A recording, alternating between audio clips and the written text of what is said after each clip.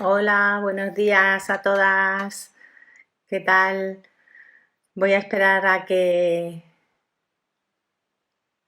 llegue alguien. Hola, buenos días. Ya son las 11 y hoy es martes, así que vamos a esperar a que llegue Sandra y empezamos a hablar hoy de ciclo menstrual y de ciclo ovárico y de ciclo uterino y de ciclo del cérvix, que siempre lo nombramos como menstrual, pero hay muchas más cosas y quizá la menstruación es lo menos importante, es lo más visible, pero no es ni lo único ni lo más importante que sucede durante el ciclo de las mujeres, el ciclo femenino. Además, hoy me he traído mi libro, porque como vamos a hablar de ciclos, pues vamos a utilizar algunas herramientas de las que vienen aquí para hablar sobre el ciclo y para trabajar un poco con el ciclo femenino. Bueno, espero que hayáis pasado una semana estupenda y que hayáis salido con los niños y las niñas sin problemas, las que tenéis niños y niñas, y las que no, pues nada, en casa igualmente con el mismo ritmo. Mira, por aquí anda Sandra. A ver si me la puedo traer.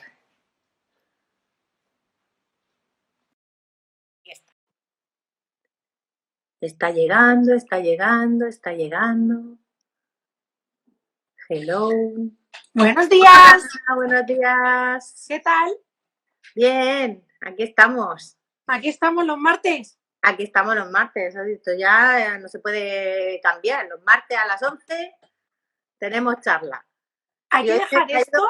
hoy he venido armada. Muy bien, muy bien. Yo tengo el mío también aquí, que me estaba requete leyendo y que tengo la segunda edición, pues soy una friki, El de Luna Roja. Yo también tengo las dos ediciones. Lo que pasa es que que no sé. hizo así algún cambio, estaba bien, o sea, algún tal y estaba guay. Entonces tengo que decir que estoy con este, que me lo leo así como tal, y estoy con este que me costó tantísimo encontrarlo y estoy feliz.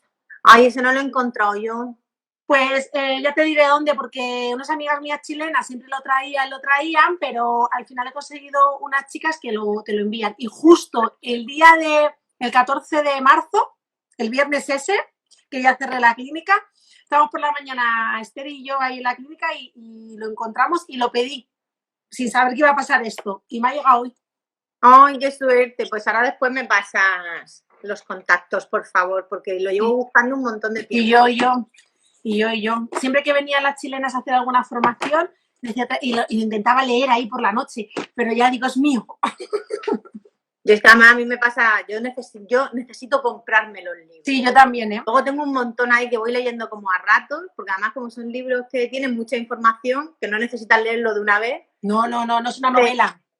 Pero me encanta tenerlo y leerlo de vez en cuando. En fin, yo soy muy librera, las cosas como son. Yo también. Y Me aunque encanta me leer. pueda comprar cosas en digital porque no me queda más remedio, me gusta el papel, me A mí gusta también. pasar las hojas, me gusta tocarlo, me gusta olerlo, el olor de los libros me pirra, me encanta.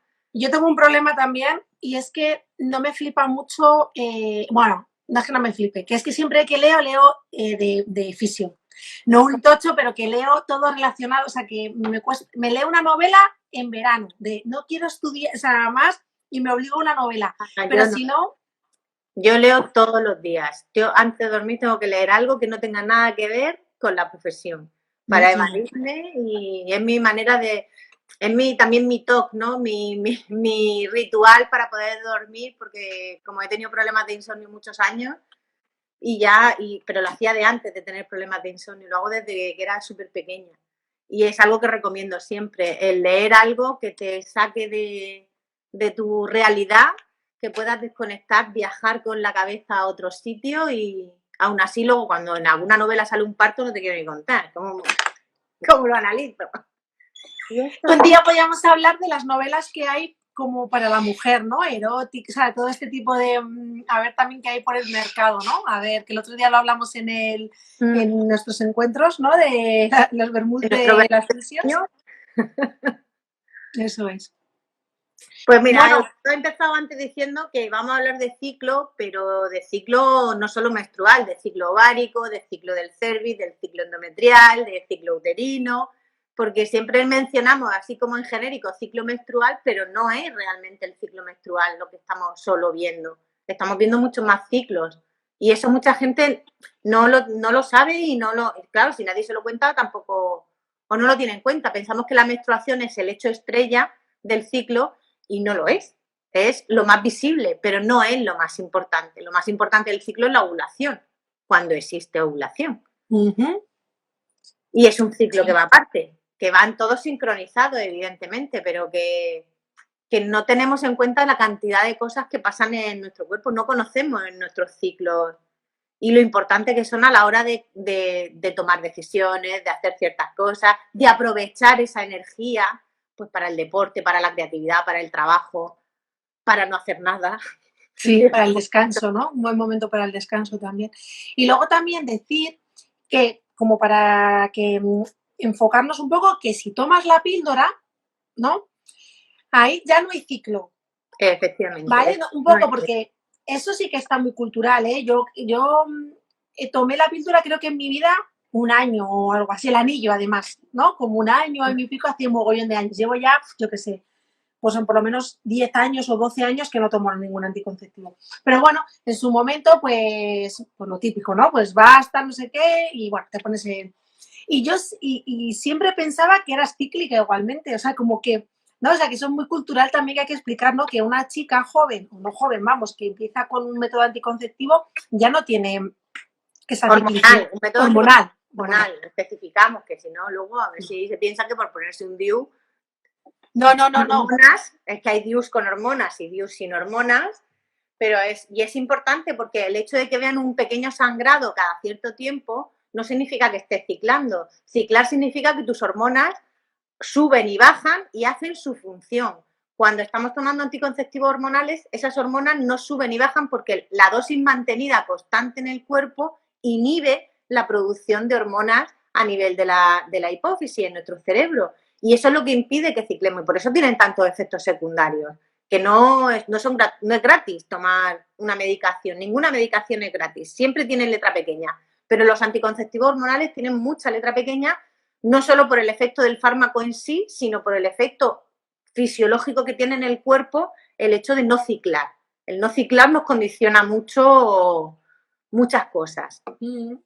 Bueno, y sobre todo, sin entrar mucho ya en, que yo se lo digo mucho a pacientes o amigas o tal, digo, sin entrar mucho en otras cosas, ¿no? De lo que haga bien, sino no conocerte. Es decir, luego tú, ya desde un básico, ¿eh?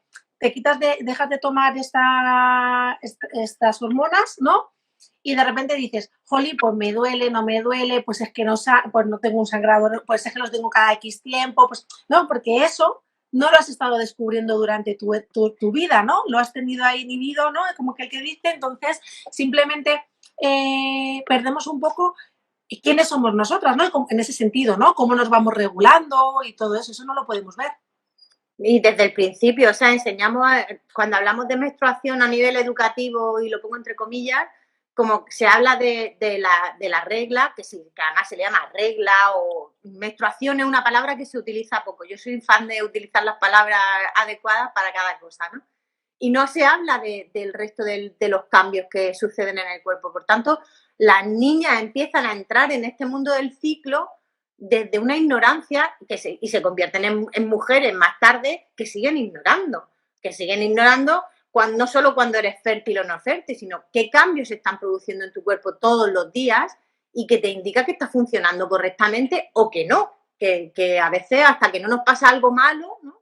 Yo soy de las que siempre digo que las mujeres, como si les sale un tumor en el cuello del útero, como no duela o sangre o coincida que se haga una citología por casualidad, no lo descubren, pero no lo descubren porque no han observado los cambios en el moco cervical, los cambios en la mucosa vaginal, no han observado sus cambios emocionales y psíquicos también con los cambios del ciclo.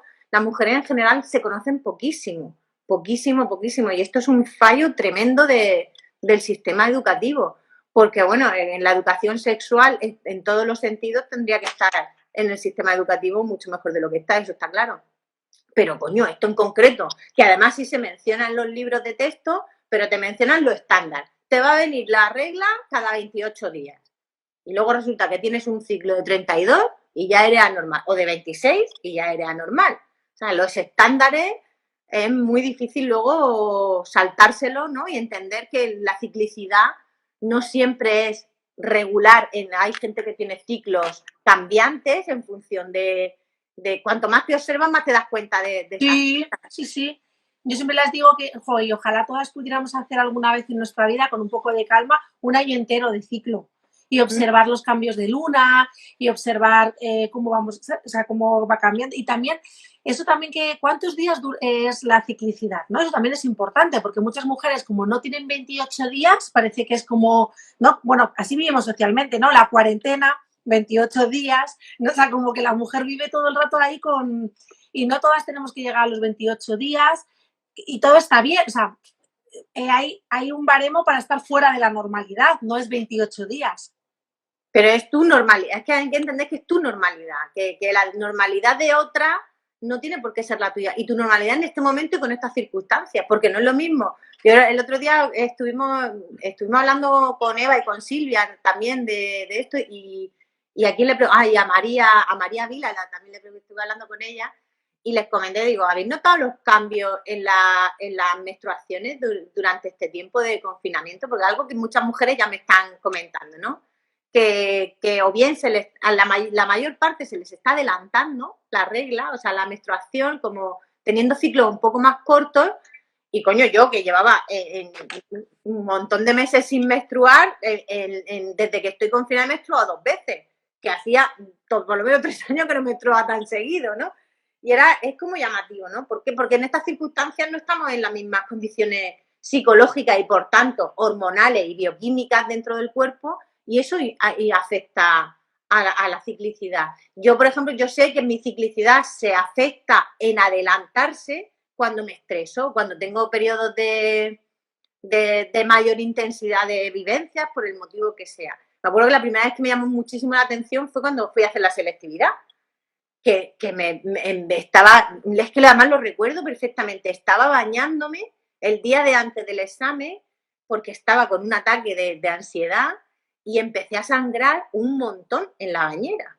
Y era como, pero sí, me faltaban por lo menos 10 o 12 días para acercarse a mi fecha de menstruar, ¿no? Y fue como un shock de que claro, lo primero que pensé en pues sitúate, 18 años, ignorante de la vida, todavía en este aspecto, fue un pasmo terrible, porque además en la bañera, que cuando sangra es como la matanza de Texas, y luego son 5 mililitros de sangre, apenas, pero diluido en el agua, y estás pues... Y a partir de ahí fue cuando empecé yo un poco a observar muy allá, porque todavía no me había metido en este mundo, y ahora ya con la edad que tengo y mirando para atrás me doy cuenta de que yo cuando me intensifico demasiado, menstruo. ¿Por qué? Pues no lo sé. Igual que cuando iba a Jaca siempre todos los veranos, y esto era ya cachondeito entre pues Ivone, Blanca, la gente del parto nuestro que nos juntábamos allí. Perdón, sigue. Tranquila. Porque pasara lo que pasara y tuviéramos los ciclos cuando los tuviéramos, cuando estábamos en Jaca, todas juntas, menstruabais. Se regulaban las reglas entre todas. Sí, terminábamos menstruando juntas, era ya una cosa de que nadie se olvide la copa.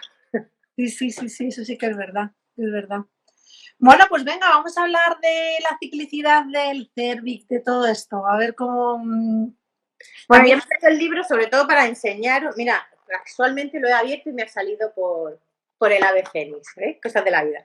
Pero me lo he traído sobre todo por esto, ¿no? Por la ruletita que tenemos puesta aquí, que la pusimos al final de este cuento con toda la intención. Se ve poquito porque es muy clarita, pero es una rula para hacer un ciclo, ¿vale? Para ir anotando un día, que esto lo puedes apuntar en un papel de forma más... Sí, pero queda bonito.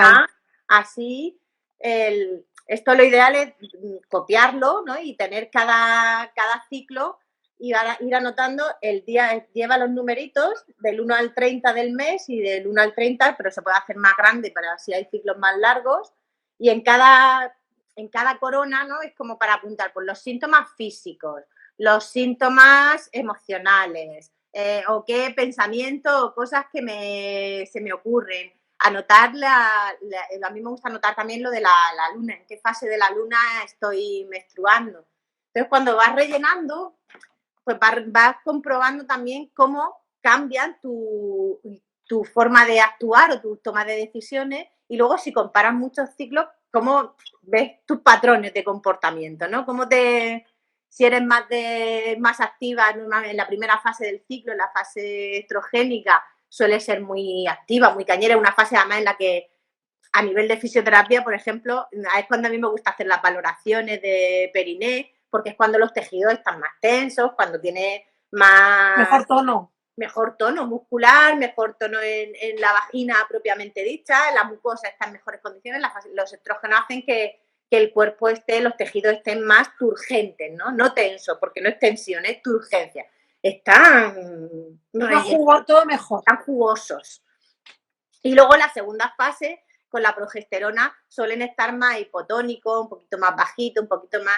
Yo digo, el estrógeno es la guerrera y la progesterona es la del sofá. La de, ay, déjame, que no tengo ganas de mover. Vamos a cambiar los nombres. Estoy progesterónica. Y entonces que estás tirada en el sofá todo el día. Y estoy estrogénica. Y es que estoy a tope.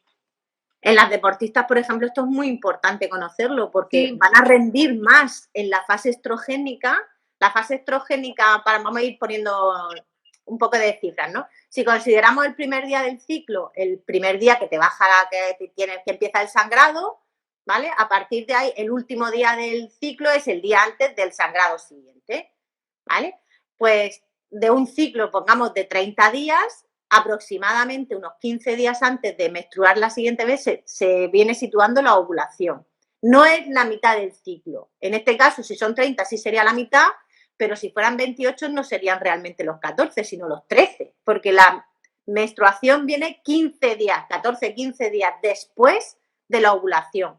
Lo que se cambia, lo que acorta o se hace más largo es la primera fase del ciclo, pero la segunda es casi siempre, salvo circunstancias excepcionales, es la misma siempre. Entonces, la primera fase hasta esa ovulación es la fase en la que los estrógenos están por todo lo alto, en la que van subiendo.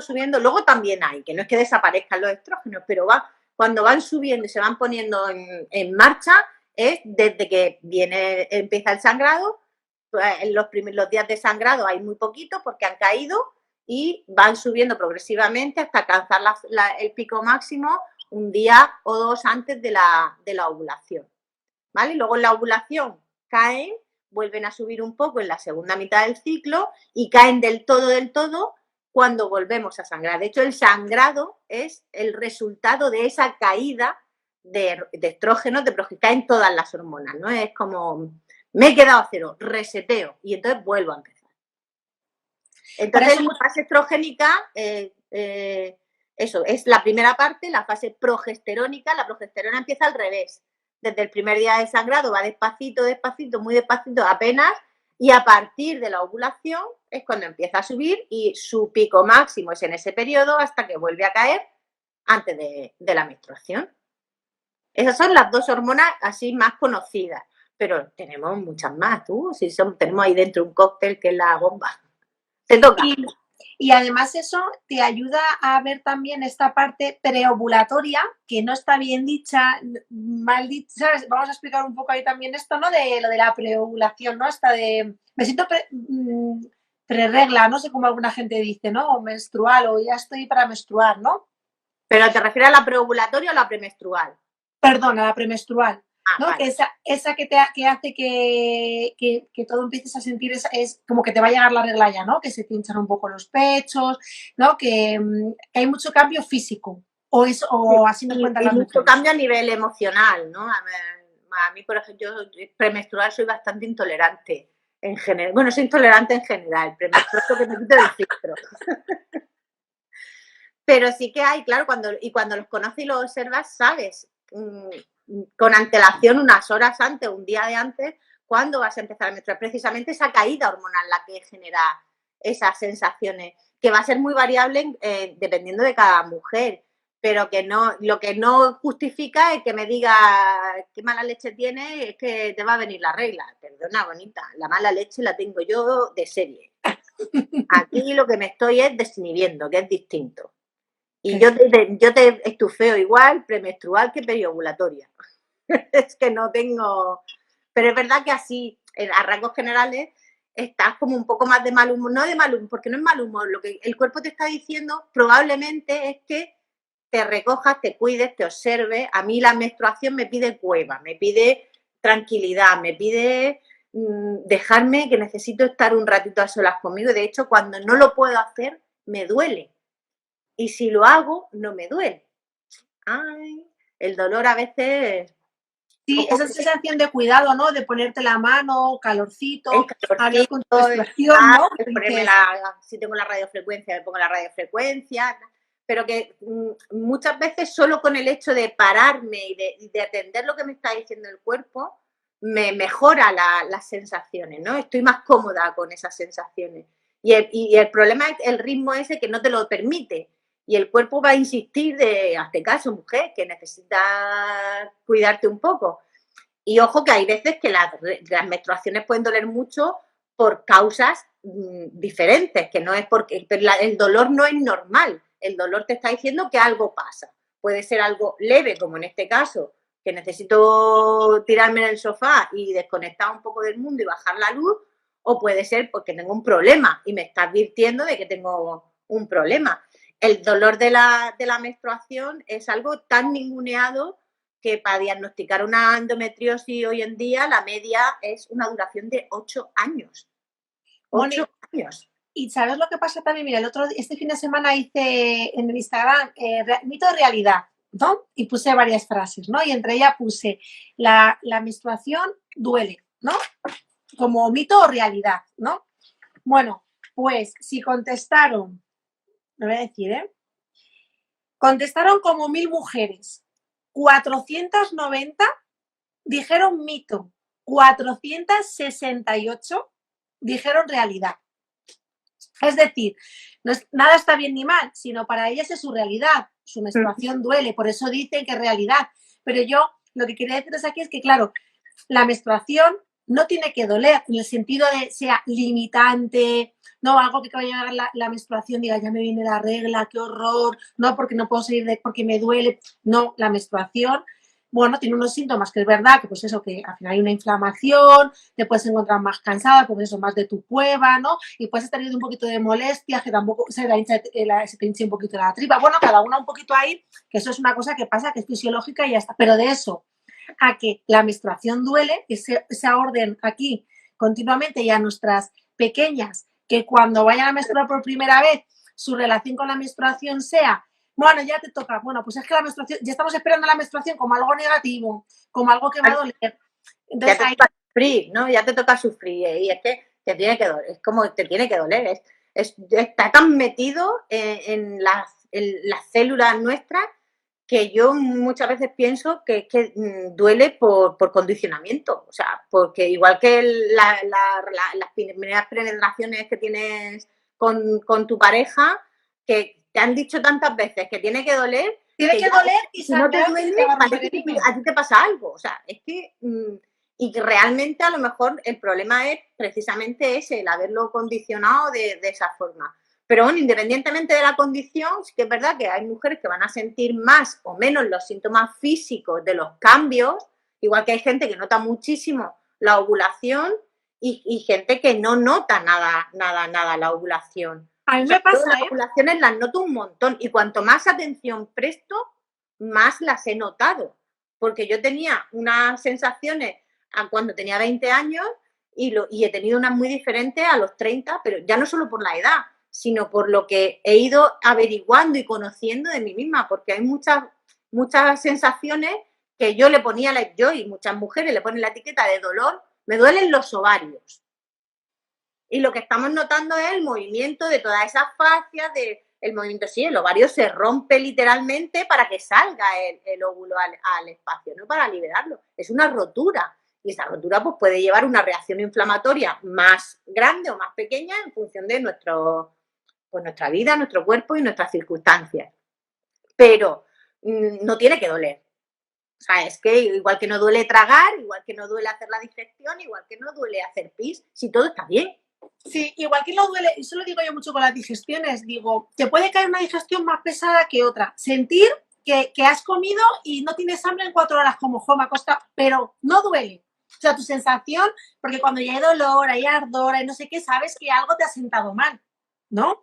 Pues esto pasa un poco igual. Una cosa es que esa comida, pues tarde más en digerirla, ¿sabes? Pero que no hay dolor como para decir que te ha sentado mal, ¿no? Pues en la menstruación pasa un poco lo mismo. Es que me preguntan si hay observado mucho dolor en algunas mujeres que se descartan. Sí, descartan psicóloga. que está muy relacionado con factores emocionales. Bueno, que no hayan encontrado un problema orgánico no significa que no pueda haberlo. Eso para empezar.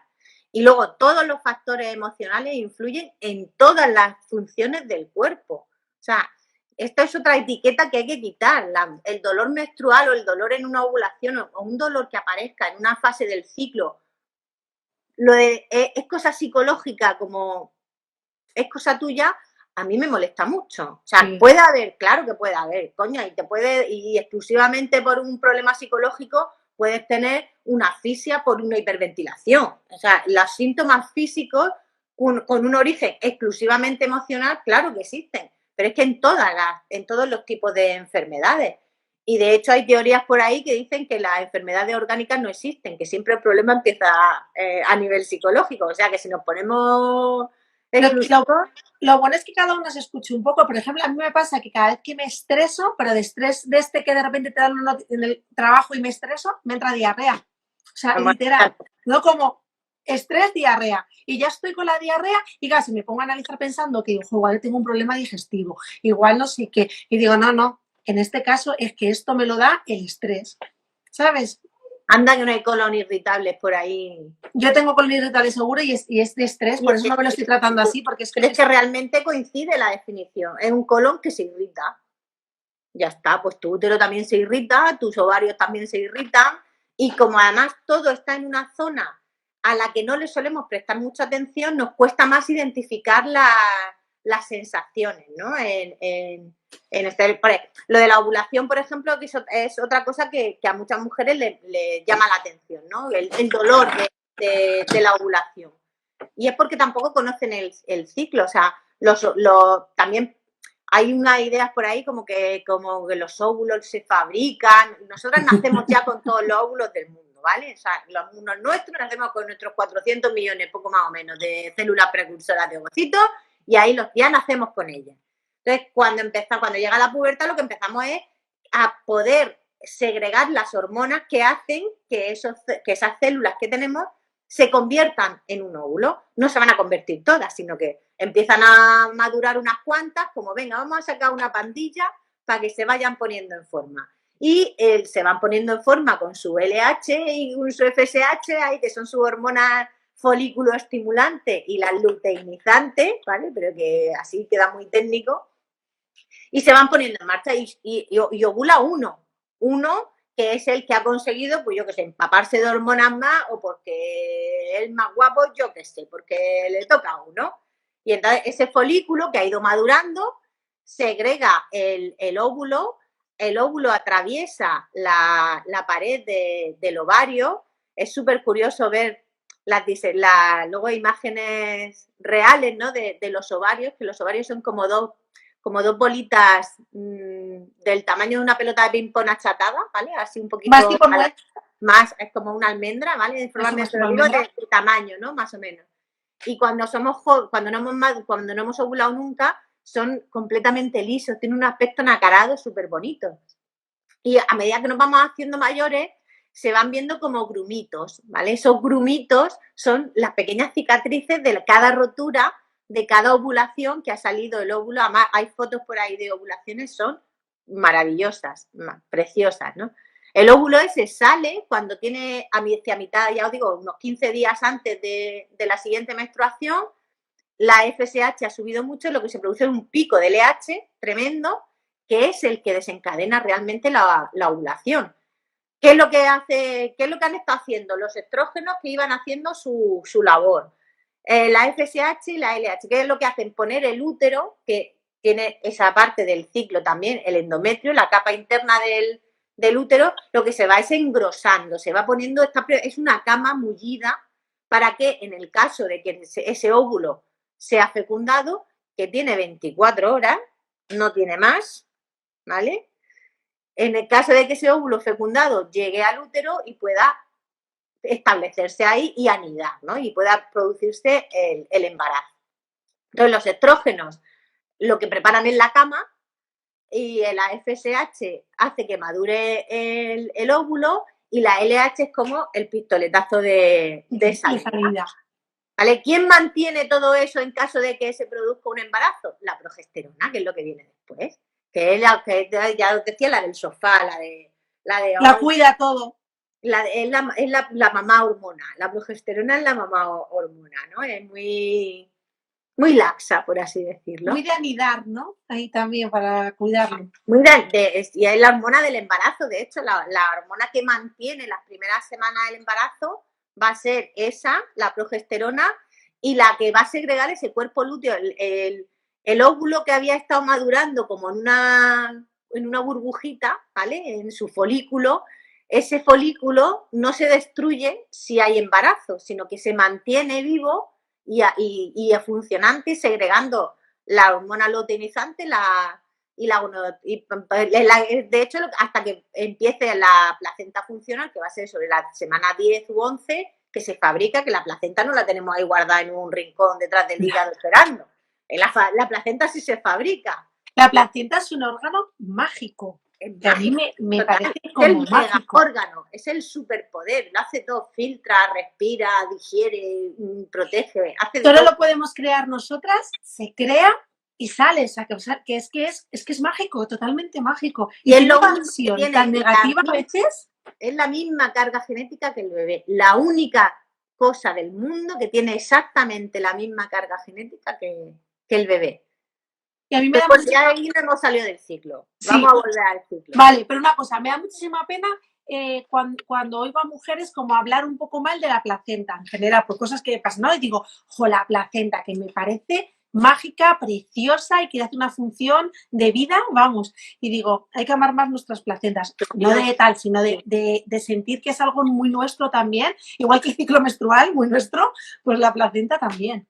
Yo soy muy friki de las placentas, me encantan las fotos de placenta y ver cómo son y estudiarlas, porque hay muchas cosas de la placenta que no conocemos. Es maravilloso. Pero bueno, volviendo a nuestro ciclo, si el óvulo que ha salido no es fecundado, pues muere, porque ya no tengo nada que hacer. Y entonces cuando la progesterona y los estrógenos también caen al final del ciclo y deja de estar ese ciclo. El ciclo va alrededor de ese óvulo, va alrededor. Todo gira para preparar, para contener, para favorecer que se produzca la ovulación. Por eso decía al principio que la menstruación es lo más visible, pero lo más importante es la ovulación. Y cuando no hay ovulaciones es cuando se producen muchas alteraciones del ciclo. A ver qué dice la pregunta, de los métodos anticonceptivos. Muy difícil esta pregunta porque no sabemos nada de ella. ¿Podrías hablar un día de métodos anticonceptivos? En otro día, si quieres. Estoy cansada de la píldora, pero me da miedo dejarla. Mi médico siempre me dice que la píldora es el método que más me conviene. Y tengo mis dudas. Claro, que más le conviene para qué. No sabemos si tiene una endometriosis. ¿Sabes? Que claro, que digo yo que un día, si queréis, hablamos de métodos anticonceptivos, porque no hay buenos o malos, hay los más adecuados para ti y tus circunstancias. Efectivamente. Pero es un temazo, o sea, es para hablar horas, horas y horas. Y ahí sí que hay mucha controversia de respecto a este tema, que hay muchísimas visiones en este tema, ¿no? Depende de dónde vengas, ¿no? Más de la medicina, más de tal, o sea, como hay muchas. Porque también desde la parte más natural, cada vez que empiezas a leer más e investigar, te das cuenta de que hay muchísimas maneras también naturales de ver tu ciclo, de ver si estás ovulando, de tomar infusiones para no sé qué, de hacernos, o sea, que de repente... De hecho, con los métodos los métodos anticonceptivos, ¿cuándo surgen? Surgen cuando empezamos a conocer fisiológicamente la ciclicidad porque hasta ese momento, o sea, hasta el siglo pasado. De hecho, los anticonceptivos, la revolución anticonceptiva más importante empieza a partir de los años 60, ¿no? Empiezan los estudiantes, pero como no había conocimiento del ciclo ovárico, sí que se habían empezado a observar los ciclos menstruales, pero no se conocía el ciclo ovárico, tampoco sabíamos cómo interferir en eso. Y ahora, actualmente, o sea, hay estudios que demuestran que los métodos que tienen muy mala fama, que son los métodos naturales, es decir, los métodos de observación, claro, depende de los parámetros que observes, pero cuanto más observas, más te das cuenta de la fiabilidad que tienen, que te sirven tanto para buscar un embarazo como para evitarlo, porque la fertilidad tiene unos días concretos y luego le podemos poner un margen de error, porque siempre tenemos no solo un margen de error en la toma de la observación, sino tener en cuenta que el semen, el espermatozoide dentro de la cavidad de la vagina o del útero puede sobrevivir hasta un máximo de 5 días. Entonces, tenemos que jugar con esos cálculos de probabilidad.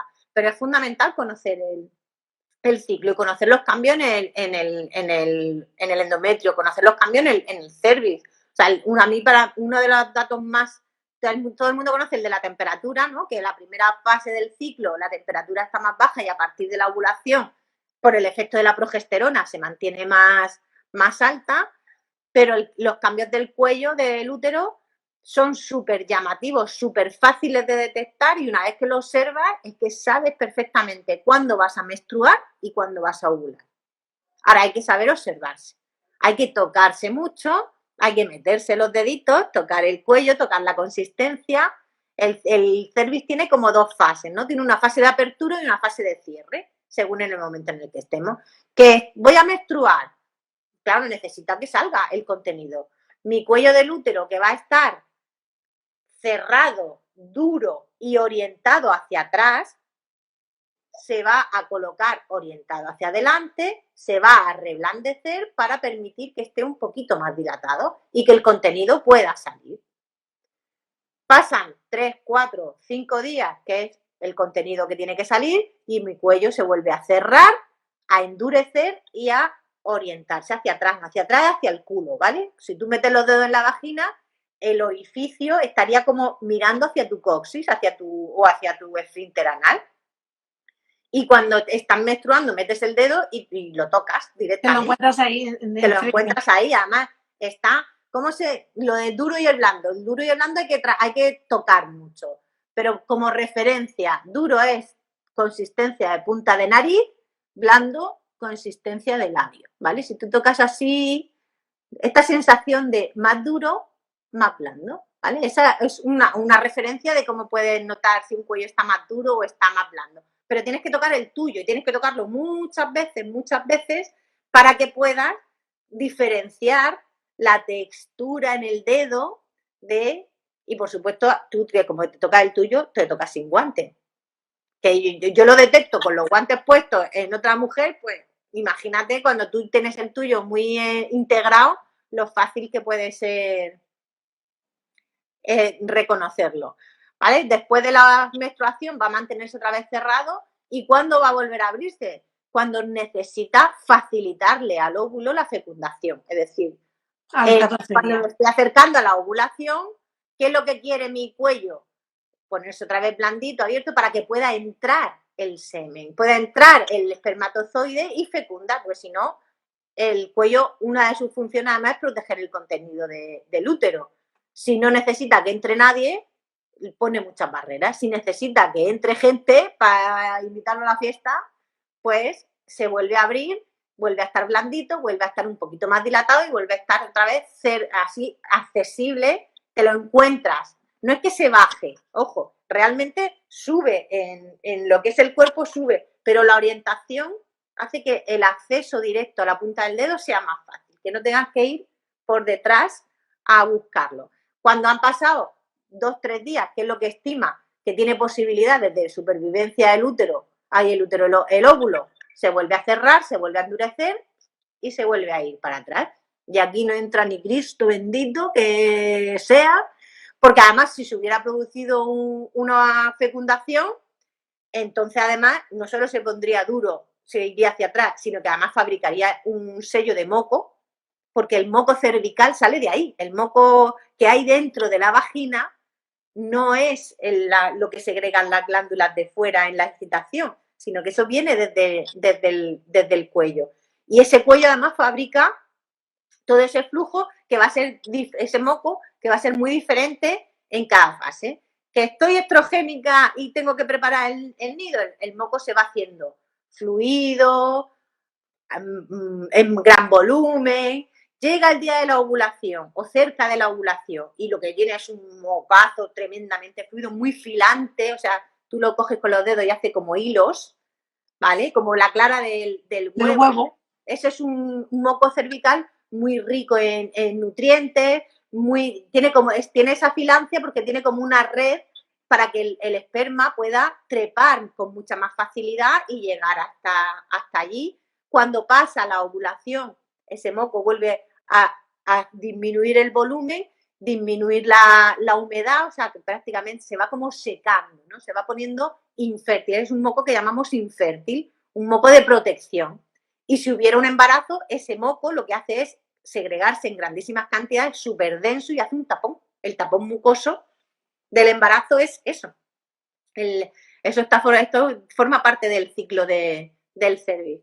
Entonces, observar todo eso, si tú rellenas en tu gráfica como los días de sangrado, observas tu temperatura corporal, que, inciso, hay que tomarla todos los días a la misma hora, con un termómetro de precisión que mida decimales, en el mismo sitio, o sea, si me lo tomo en la axila, siempre en la axila, si me lo tomo en la ingle, siempre en la ingle, si me lo pongo en vagina, siempre en vagina, y anotar también, pues, si me he ido de fiesta por la noche, si he tomado alcohol, si me he resfriado y tengo fiebre, me va a cambiar la temperatura, ¿vale? Pero por eso los métodos mal llamados naturales, ¿vale?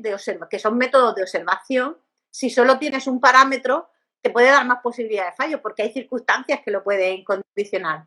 Pero si tú observas temperatura, si tú observas tu moco y vas todos los días, metes tu dedo en tu vagina y ves cómo está ese moco cervical, cómo está la consistencia, la cantidad, el color, es muy transparente al principio, muy transparente en la ovulación y se va haciendo más opaco, más blanquecino en la fase más progesterónica.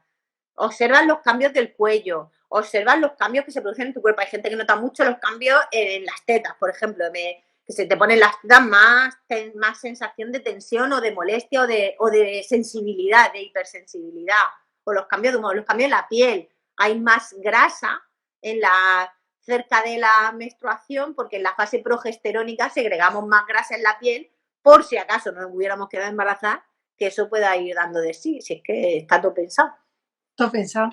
Está todo pensado. Entonces, con todos esos factores y tú cuadras, luego cruzas datos y es la fiabilidad sube con el método sintotérmico, que es esto de observar todos los parámetros posibles, pues cuanto más datos tienes, la fiabilidad de la eficacia de la detección de la ovulación y de la fertilidad puede llegar a un 98, un 99% de eficacia, que es exactamente igual que la de un método anticonceptivo hormonal. Bueno, y hormonal si quieres una cosa y los aparatitos para ver si estás en proceso de ovulación, si quieres otra. Claro, bueno, y la saliva. Se puede medir, se puede ver los cambios en saliva cuando con la ovulación también la cristalización de la saliva es distinta. Con los test de ovulación, o sea, es que podemos meter un montón de cosas. Y ¿sabes qué pasa? Que cuando llevas observándote un tiempo, todos estos datos ya no los tienes que escribir. Es que los integras y ya lo notas. Y el olor, que hablamos de los colores el otro día también. El olor, cómo cambia el olor de la vulva, las sensaciones en la vulva, de la sensación de humedad, la sensación de elasticidad, la sensación de poco roce porque está delicada, porque no hay una buena hidratación dentro de la mucosa, el deseo sexual a veces también. Yo me decía, sobre todo cuando buscas un embarazo es súper claro. Cuando lo evitas a lo mejor no lo notas tanto, ¿no? Pero cuando lo buscas, yo sé exactamente el día que fabriqué a mi hija pequeña y que estaba ovulando. Era la boda de mi hermana. Y es que no se me olvidará la idea. Porque es que estaba el día, qué guapo, veo a mi marido, tengo que estar ovulando fijo. Porque es que desde que me levanté por la mañana, nada más que estaba pensando en que acabara la boda para llevármelo al hotel y cepillármelo. Digo, además me pasé el día, fue el cachondeo de la boda, porque estoy ovulando. Dejarme que estoy ovulando. Bueno, está mi marido, por Dios, qué bueno que está. Lo veo alto y todo. Mi marido mide 1,63 m, o sea, pero y él ya me lo dice, cuando me ve así muy, muy leona, dice que está ovulando, ¿no? Te queda poco. Ya te conoce, él también conoce tu ciclo. Él también conoce mi ciclo, porque además los cambios yo lo manifiesto mucho y como se lo voy contando, es el pobre, es ingeniero, pero te hace un ciclo menstrual en un momentillo, ¿sabes?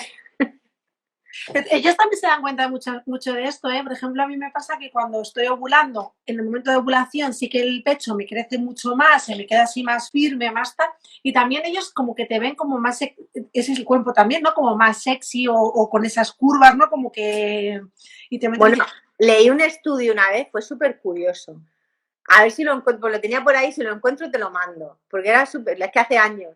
Hay un estudio que hicieron en sitios de striptease, lo que midieron fue la cantidad de propinas que se llevaban las bailarinas en función de la fase del ciclo en la que estaban. Y observaron que en el 100% de los casos las propinas eran mucho mayores en ovulación. Ovulando. Está claro, si es que también somos así, si es que somos animales, o sea, que te quiero decir que tu cuerpo también se pone como porque es el día en el que podemos seguir aumentando la especie, ¿no? Entonces, tu cuerpo, tus senos, tu cara, ¿no? Todo, no sé qué, o sea, como todos, ¿no? Te puedes tener un día de estrés o lo que sea, pero que en general tu cuerpo va hacia eso, ¿no? Como hacia gustar, ¿no? Como que debemos de soltar más hormonas para que la otra parte esté ahí receptivo, ¿no? Y diga, y el cuerpo lo capta también, o sea, ¿qué es primero? ¿Los cambios en ella y la recepción de él o las dos cosas? Esto era súper curioso porque lo hicieron por otras razones y se dieron cuenta de eso. Y los que menos propinas tenían eran cuando estaban justo premenstruales. Premenstrual es lo peor. O sea, porque, bueno, lo peor te quiero decir, bueno, yo como un permiso, cuando estás premenstrual, es que ya te empiezas a notar el acné, la cara, el cansancio, como yo premenstrual fatal, o sea, como físicamente digo, ya no... Claro, la actitud corporal a la hora de, ya ves que te he hablado de bailarinas de striptease. Sí, que iban a currar, que era su curro que y era iban a su ir curro, igual. pero o sea, ese tipo de estudios te hacen darte cuenta mucho de todo lo inconsciente, ¿no? Que mueve, y que si conociéramos todo eso, la cantidad de provecho que le podríamos sacar. Porque a la hora de tomar decisiones o a la hora de establecer, yo qué sé, ciertos tipos de actividades, pues yo me las intento coordinar con el ciclo. Ahora como estoy así en perimenopausia y ahora confinada, ya no sé ni cómo estoy, pero... Ahora estás menstruante, ahora eres un cuerpo menstruante que llevas dos. Sí, ahora ya estoy menstruante total y además cuando estuve el otro día empecé con la menstruación que tenía que empezar a escribir una cosa, digo, hoy no puedo escribir. Hoy no puedo escribir porque todo lo que escribo además lo voy a escribir de mala gana porque no me apetece. Entonces hoy me toca sentarme. Y ahora voy a ovular seguro porque me estoy creativa subiendo y estoy de una creatividad se me ocurre y ahora esto. Y como lo malo es para dormir esto, a mí por lo menos. Porque entonces cuando estoy en esa sensación continua de, ay, ahora voy a hacer esto, ay, ahora no sé cuánto, es una etapa muy creativa. Estoy terminando estrogénica y entrando en periovulatoria y tengo un peligro que para qué. Ascensión, hacemos que quedan 10 minutillos un resumillo, ¿no? Vale. Porque has contado el moco como ciclicidad, ¿no? También para que entendiéramos, ¿no? Pues volvemos un poco a eso, ¿no? Como es blanco, ¿no? Se va haciendo transparente, más yema de huevo, ¿no? Más filante, el pico máximo de cerca de la ovulación, que es cuando más cantidad, más transparencia y más filancia, y luego va cayendo en volumen, en hidratación, es decir, se va como haciendo denso y blanquecino, ¿vale? Blanquecino o amarillento depende también de cada una. Ya de otros colores no son de otra cosa, ¿no? Pero ahí ese es nuestro moco. Nuestro cuello, dos partes. Cervix. Abre blando y orientado hacia la salida cuando tiene que entrar alguien o salir alguien, es decir, o en menstruación o en ovulación, y entre una y otra cerrado, duro y orientado hacia atrás. ¿vale? Ya llevamos 3 ciclos. El ciclo ovárico salen un montón de folículos, empiezan a madurar unos cuantos, pero solo uno llega a madurar del todo, se produce la ovulación 15 días antes de la siguiente, 14-15 días antes de la siguiente menstruación. Si el óvulo no es fecundado, el folículo muere y el óvulo también. Si el óvulo es fecundado, el folículo también se mantiene y será lo que mantiene el embarazo y vuelta a empezar. Ciclo endometrial, ¿vale? La pared del útero. Empezamos el primer día sangrando, es decir, toda esa pared ha caído entera. Es como si quitáramos toda la pintura y hubiera que enlucir de nuevo el endometrio. Está sangrando y empieza a hacerse una capa que va haciéndose más ancha y mullida hacia la ovulación. ¿Que no se produce la ovulación? Pues se va disminuyendo un poquito, y cuando llega al final del ciclo, que caen las hormonas, se vuelve a destruir, se vuelve a decapar y vuelve a salir a salir el sangrado. Por eso la sangre no es solo sangre, es moco, es células, es tejido, muchas cosas. La sangre menstrual es muy nutritiva, tiene células madre, un montón de células madre. Hay muchos estudios ahora que van por ahí de cómo podríamos aprovechar esas células madre que son tan importantes para la salud. Y bueno, la cantidad de sangre aproximadamente unos 30 a 40 mililitros al día, aproximadamente. Habrá mujeres que más, mujeres que menos, pero más o menos. Y luego por el día menstruas un poquito menos, tienes un par de días un poco más alto y vuelve a caer la menstruación. Y también el color, ¿no?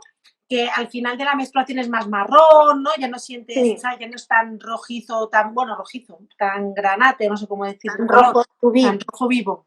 Tan rojo vivo. Y de hecho el color de la menstruación también deberíamos de observarlo, porque lo normal, lo fisiológico es que tenga un color rojo intenso, saludable. Si tiene un color muy oscuro, si tiene demasiados coágulos, si tiene demasiados grumos, ¿vale?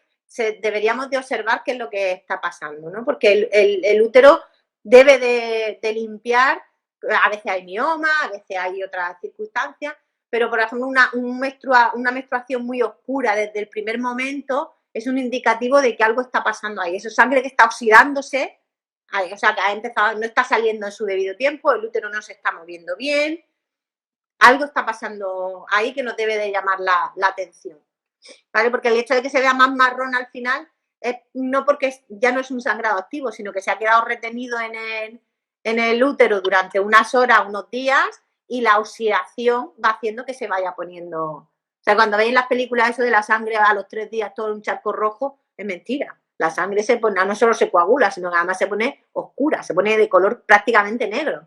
Eso es. Bueno. Preguntan los coágulos, ¿a qué pueden? Pues a veces pueden ser simplemente aglomeraciones del moco y de células, o pueden ser coágulos porque se han hecho coágulos, porque hay un sangrado excesivo, porque puede haber miomas, porque puede haber un problema de coagulación, porque puede haber, a veces también es un problema de reacción con las compresas y con los materiales de recogida de la sangre, porque en las copas, por ejemplo, se ven muy pocos coágulos. Y sí, porque claro, es más fluida y depende, ¿no? Habría que valorar, también depende, no es lo mismo tener un coagulillo pequeñito que tener grandes coágulos. O sea, grandes coágulos de sangre te indica que ahí hay un sangrado demasiado activo, demasiado rápido y que está poniendo en marcha los mecanismos de protección del cuerpo de la coagulación y nos tienen que hacer observar. ¿Vale? Luego también contarles un poco que todo esto de la ciclicidad en todos los aspectos también mejora mucho con nuestra alimentación. Bueno, por supuesto el descanso, claro. Por supuesto no tener estrés, o sea que esto también cambia mucho y hay que observarlo si tenemos mucho pico de estrés, porque igual en una menstruación tiene mucho lo que sea y luego en otra se vuelve a regular, o sea que veas tu ciclicidad, ¿no? Y luego que la alimentación, yo por soltarlo ahí, que es fundamental, ¿no? Para esto. Sí, porque el cuidar, hay veces que nos apetece comer ciertos tipos de cosas, por ejemplo, está muy asociada la y el chocolate, que no hay que comerlo precisamente en exceso porque un poco puede producir precisamente el efecto contrario, pero que sí que es muy importante el cuidado de la alimentación, porque comemos, sobre todo cuando comemos muchas carnes, tener en cuenta que la mayor parte de las carnes vienen hormonadas. Entonces, y hay muchos tipos de alimentos que vienen con muchos químicos que son disruptores endocrinos, que alteran la producción o la funcionalidad de las hormonas. Y a veces no son lo que comemos, a veces lo que tenemos alrededor, los champús, los ambientadores, hay muchos contaminantes ambientales que son disruptores endocrinos y que producen muchos cambios en la menstruación.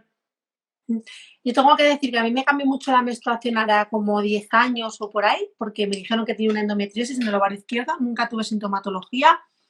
Yo tengo dudas si tengo y todo ya, no sé si, pero bueno, y solamente hice un cambio alimenticio, ¿sabes? De no azúcares, bueno, no tan a rajatabla, pero como cambié todo, no como carnes, tal, y la verdad que me ha cambiado la vida. O sea, el cambio alimenticio a mí en concreto, sentí que me hizo un cambio importante. Sí, y que lo noto, ¿eh? Cuando bebo más alcohol, no es que beba mucho, pero que a lo mejor cuando voy a menstruar, pues toca una reunioncita y bebo un poco más de alcohol, pues ya la regla esta no es igual. O me pide más chocolate o tal, ya voy notando que mi regla no va a ser igual que si he hecho un buen ciclo más o menos alimenticio. Los azúcares, sobre todo, y los lácteos muchas veces, como alteran muchísimo la flora intestinal, alteran la flora de la vagina y del útero, con lo cual influyen muchísimo a nivel ginecológico. Me preguntaban por aquí que cuando hay una menstruación con mucho dolor como para medicarse, lo que hay que valorar ese dolor. O sea, hay que valorar, hay que ver muchas cosas con ese dolor. O sea, si te duele tanto como para que necesites medicación intensa, necesitas que te valoren. Aunque incluso te digan, tomando la píldora, ¿eh? Que ella ya toma... claro, está tomando la píldora. O sea, que lo primero que tiene que hacer la píldora es bajarte un poco el dolor, por lo menos. O sea, que eso hay que valorarlo muy, muy bien y hay que valorarlo de parte ginecológica también. Algún problema de hay también que muchos dolores menstruales son por espasticidad del útero, por el perineo, las malas expresiones abdominales y perineales colocan el útero en una posición de poca movilidad o a veces una cicatriz de una cesárea, de una episiotomía o de una apendicitis puede generar muchos dolores menstruales porque la fascia está tirando del útero, el útero también se mueve, o sea, que el útero tiene su propio movimiento para expulsar la sangre, para favorecer la entrada del semen, ¿vale? Si ese útero no se puede mover libremente, también puede doler. Pero no porque duela el útero que tenga que doler, sino porque te está diciendo, oye, que no puedo moverme, coño, hazme algo. Muéveme un poco, movilízame. Movilízame, habría que valorar. O sea, que duela no es normal, nunca es normal. Algo hay. Que no encontremos, yo digo, insisto, que no encontremos la causa de primera no significa que no exista. Sí, bueno, y sobre todo pues intentar ayudar a esa mujer, ¿no? De que cada mes no puede, intentar ayudarla para que cada mes no tenga esa sensación de dolor limitante, que además tiene que estar medicada y tal, o sea, que intentar salir del dolor, ¿no? Y ver un poco cuál es la razón. Con muchísimas cosas, pues desde la medicina en ese aspecto, la fisio, la alimentación, el deporte, tocar muchos palos e ir un poco regulándolo todo, que todo lleva su tiempo para regular, ¿eh? Que empezar a comer bien un mes no significa que no te vaya a doler la menstruación o sea, que el cuerpo todo necesita una continuidad, ¿no? Pero que eso sería no, un poco... el día de antes dejas de comer azúcares y ya está. No, eso no nos vale. Eso no nos vale. Bueno, oye, a mí me ha encantado tu charla, he aprendido mucho esta vez con Filló, ¿eh? Así que me ha encantado explicar lo del útero, te lo voy a copiar, ¿vale? Cómo explicarlo ahí. Y me ha gustado muchísimo. Y la semana que viene, ¿qué hablamos? Y la semana que viene, pues no sé, les dejamos que nos sugieran cosas. Venga, esta semana hacemos en tu Instagram y en el mío, ¿de qué quieres que hablemos juntas? Monto un cartelito y lo hacemos en mi Instagram la semana que viene de lo que quieres. Si salimos varios temas, pues la semana que viene en el mío y la siguiente en el tuyo sacamos el tema. ¿Te parece? Vale. Dice, ¿hay información para fisio de cómo tratar estos dolores? Sí, ahí estamos los fisios con dolor, no solo menstrual, sino el dolor en toda lo que es la zona perineal y abdominal. No hay ningún método para mí, ¿eh? Bueno, pues no hay ningún un placer curso enorme. que vayas y digas, un poco de aquí, un poco de allí, ¿no? Se nos está cortando. Sí. Te mando un beso.